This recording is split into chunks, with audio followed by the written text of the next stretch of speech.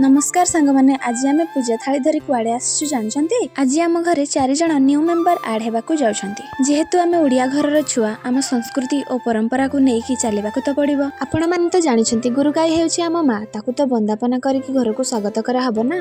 मो माँ एठी वंदापना करी आम बलद को पूजा करूची। जेउ माने चासी घरर पिला से माने भल भाबरे जानिथिबे तांको बलद होउची सेमानक पई सब किछि। अवश्य आजिकाल तो चाष करिया पई बहुत प्रकारर मेसिन आसिलानी, हेले किछि लोक आज भी आग भली तांको संस्कृति और परंपरा को नेकी चलीछंती। सेही भितर मो बापा मध्य जणे। हो छाड़ंतु से कथा, आउ कहा घरे बलदरे चाष होछि कमेंट करके निश्चय जणेबे। से माने भाबुथिबे ना एमाने करूछंती कोन, मते एते बाटू चलेकी आनिकी खाइबाकू न देई मो संगे गेलो होउछंती। छाड़ छाड़ कोन आउ कहिबी, मु तो एबे मानकू खाइबाकू देबी। हेले आपण माने भाबुथिबे ना ए तो 4 जण कहितला आउ 2 जण कोड गले। ए देखंतु ए 2 जण को पुणी मो नना धरिकी आसीची। देख त केते सुंदर खेलुछंती। हो एबे मु रहिले जय मां हिंगुला।